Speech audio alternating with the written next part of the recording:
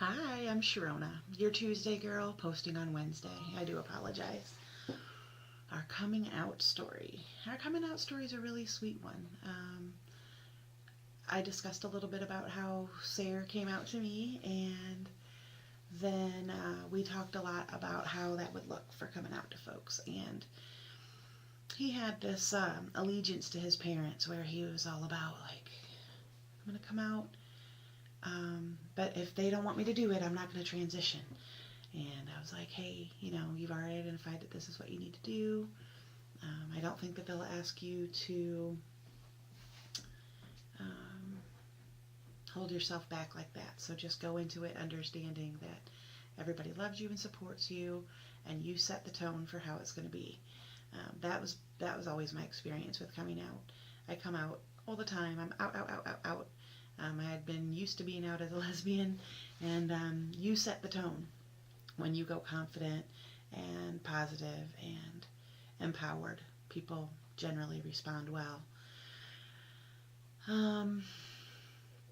So I can't remember the order in which Sayer came out. I know that he came out to his parents, and his mom has always been his number one fan. Took him to his first Pride at age 16 when he came out as queer. So she was just as supportive with him being trans. His father always tried to accept, but generally maybe tolerated more than accepted his sexuality, and so it might have been on the same path with his gender identity. His father passed away soon after that, and so we didn't get to see how that would pan out. So that's sad. And he came out to the kiddos, and at the time, our lyric was just a baby, so that wasn't an issue. I guess River was 5 and Devin was 7, and Devin was basically like, okay, and River was like, oh, he said, oh, Mommy, I'm so glad that you're going to take off your woman mask, because he didn't ever really buy that Sarah was female. When your kiddos are small, you go into you take them into the restroom with you. You don't send little kids into the men's room alone or whatever. And so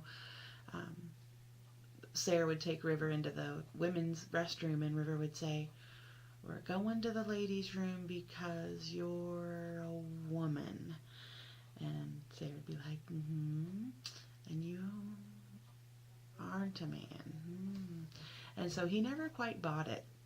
And so when Sarah told him, I think that he was just like, finally, you're going to stop with this foolishness. And so that was way empowering.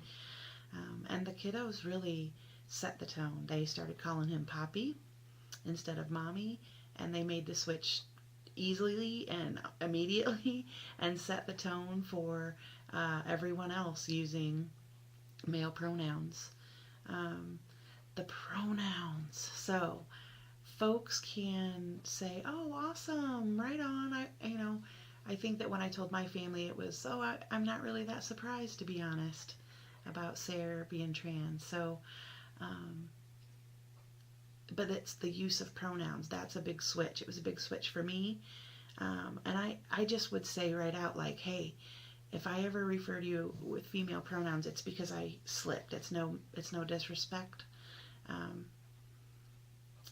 And then another piece that was a switch is in talking about Sarah in the past, even when he did present as female, using male pronouns, because that's the respectful thing to do, and it isn't this big, well, now you're male when you used to be female, because the feeling is that he's always been male.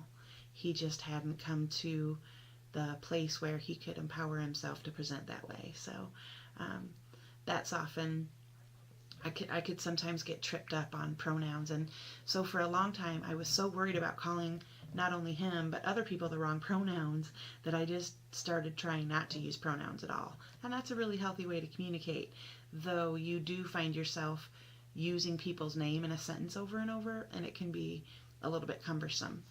Um,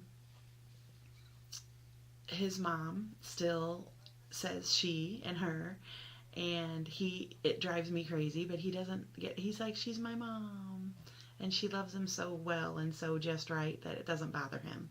Um, but like his sister will still use, female pronouns, or call him her sister, and I am like, Amy, it's been 5 years, and they're like, oh, I've known him for 40 years or whatever. So I guess it can be more difficult.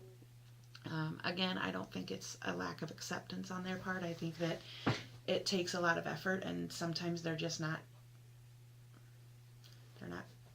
they don't make it a priority to put in the effort to make sure that they use respectful language. My mom still slips up sometimes, and I think that the way the kids look at her and go, huh? That she's like, oh, God, I'm so sorry. In terms of coming out at work, I feel safe at work. I work in a diverse place, and I didn't think about facing any rejection. I just thought that it would be difficult for people to understand. And it might have been, but everybody was open and affirming for me and congratulatory toward Sarah. And I did get a couple of comments like, he's so lucky you're sticking by him. And here's the thing. He is lucky, because for all my brothers and sisters out there who do not have folks that'll stand by them when they come out, that would be terrible. That would be a terrible situation to be in. And when I say brothers and sisters, I mean brothers, sisters, neither, both. Sorry about using that binary statement. Didn't mean to. Everyone is lucky when they come out as trans or as anything, and their people stick by them. But in terms of Sarah being lucky that I stayed, like, what am I going to do? I've been with him for, at the time, 13 years. We have 3 children. We have a family. We have a community. I love him. I've always loved him. We're each other's. Where's the luck? It's been a lot of hard work.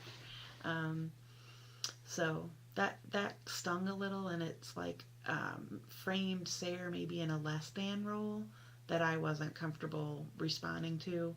And so I would say in response, have you met Sarah? I'm the lucky person here. I'm the winner of this deal because I get to have him. Let's see what else.